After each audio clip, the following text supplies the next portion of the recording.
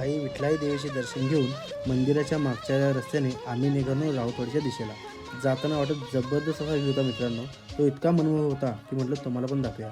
त्यातच एक सिनेमॅटिक शॉटचा प्रयत्न केला मित्रांनो. बघा जमलाय काय कमेंटमध्ये नक्की सांगा. तिथून आम्ही पोहोचलो राऊतवाडीला. राऊतवाडीमध्ये पोहोचल्यावर चाललेलो आम्ही धबधब्या दिशेने. आज रविवार होता पण गर्दी म्हणावी की गर्दी नव्हती मित्रांनो. पण पाऊस भरपूर होता. त्याचबरोबर धबधब्याचं पाणीसुद्धा भरपूर मोठं जोरात होतं मित्रांनो. इतकं होतं की त्याचे तुषार भरपूर लांबपर्यंत येत होते. मग ते काढला फॅमिली फोटो. मग आता फिरून आले म्हटल्यावरती काय नाश्ता करावं होते. मग तिथं खाली मॅगी छानशी अशी मॅगी आणि आम्ही निघालो पुढच्या प्रवास.